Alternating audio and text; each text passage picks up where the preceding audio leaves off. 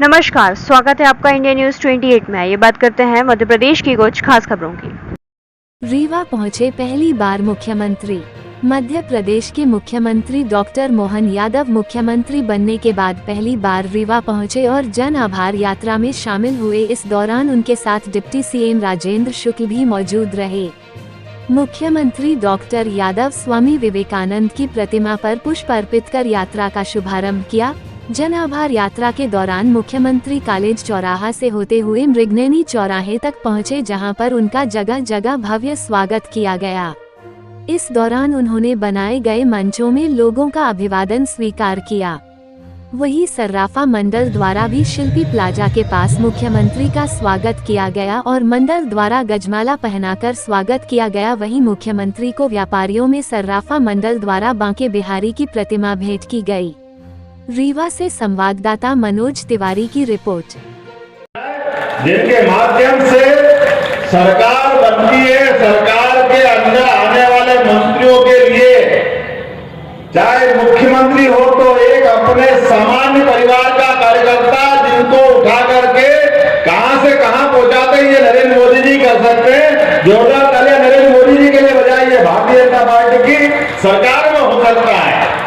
और अपना रीवा तो आप तो चारों उंगली घी में और सिर कढ़ाई में, मेरे साथ तो डबल है।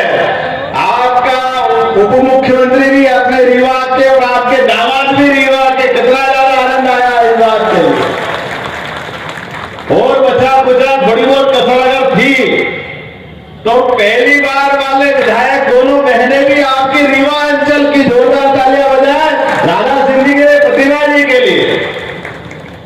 हमारे यहाँ पद का महत्व नहीं है, व्यवस्था में कार्यकर्ताओं को प्रशिक्षित करने का महत्व है। और इसी कारण से लोकतंत्र जिंदा किस बात के लिए होता है?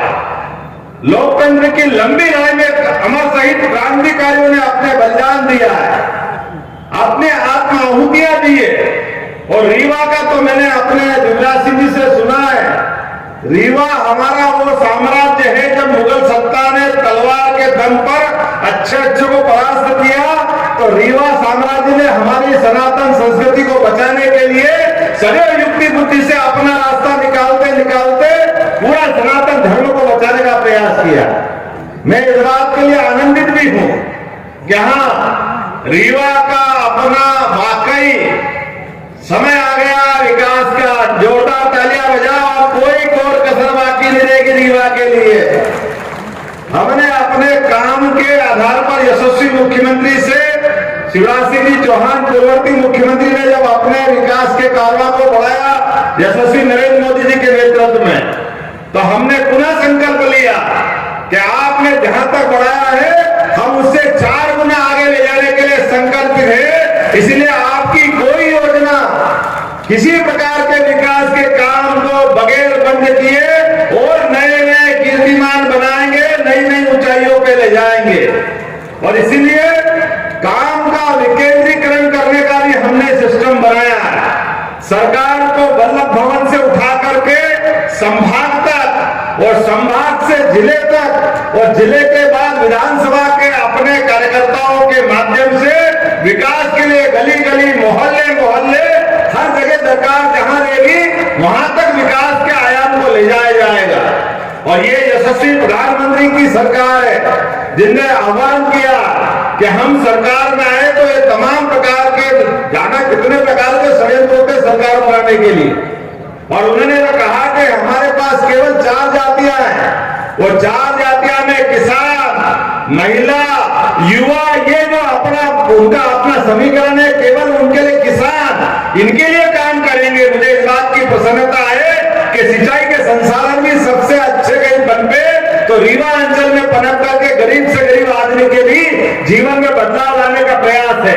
और राजेंद्र जी रुकिएगा मत, और जो प्रस्ताव बना सकते, आपने कृषि उपज मंडी को अच्छा करने की बात की, मैं मंच से घोषणा करता हूं कृषि उपज मंडी हमारी सर्वश्रेष्ठ बनेगी, इसमें कोई कॉम्प्रोमाइज नहीं होगा।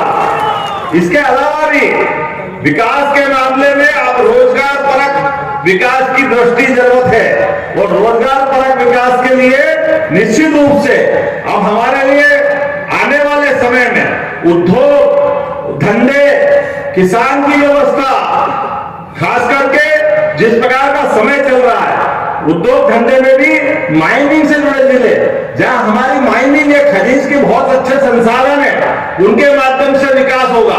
तो वो जिले जहां ये पहले से लगे वो तो अपनी जगह है ही, लेकिन ऐसे जिले जहां इसकी दरकार है, अभी गुंजाइश है, उन जिलों के लिए विशेष सब्सिडी देकर के उनको भी खड़ा कर प्रत्येक बेरोजगार के हाथ में सरकार कोशिश करेगी उनके जीवन में सुख का उजाला आए, उनका जीवन भी बदले। ये प्रयास हमारी सरकार का रहने वाला है। नई शिक्षा नीति के माध्यम से यशस्वी प्रधानमंत्री ने नया दरवाजा खोला है कि हाँ, विकास तो हम करेंगे, लेकिन केवल रोटी कपड़ा मकान की बात नहीं करेंगे। रोटी कपड़ा मकान तो होगा ही, लेकिन सनातन धर्म के मामले में कोई कॉम्प्रोमाइज करने वाले नहीं है। हम अपनी सनातन संस्कृति को भी सर्वोच्च स्थान पर रख करके आगे बढ़ेंगे इसी आधार पर, क्योंकि ये भारत अपने आप में इन विशेषताओं के कारण से ही दुनिया में सदैव आगे बढ़ता रहा है। इकबाल ने कहा है कि कुछ बात है कि हस्ती मिटती नहीं हमारी। तो यूनान, मिस्र, रोम बड़े बड़े साम्राज्य थे, लेकिन वो सारे के सारे साम्राज्य धराशायी हो गए। लेकिन हमारे अपने भारत की विशेषता है, ये अपने यहाँ पर अपनी परंपराओं के साथ अपने पुरखों के बनाए वो उच्चतम मापदंड उनको सबको स्थापित करके चलता है। इसलिए प्रभु राम में आस्था करने का मामला हो तो हाँ कहता कि हाँ हमारे पूर्वज थे।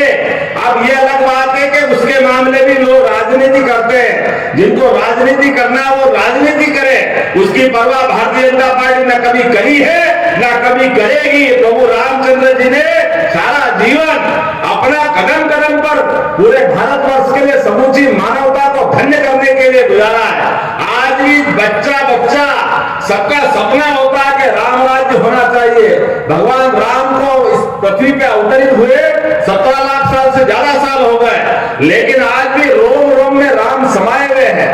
और एक तरफ हम जब राम की बात करते तो हमको मालूम है आज भी बड़े दुर्भाग्य के साथ कहना पड़ रहा है। अरे सुप्रीम कोर्ट ने निश्चित कर दिया, सुप्रीम कोर्ट से तो बड़ी कोई कोर्ट हो नहीं सकती है। सुप्रीम कोर्ट ने निश्चित किया कि हाँ अयोध्या में भगवान राम का मंदिर बनना चाहिए, वो मार्ग प्रशस्त होना चाहिए।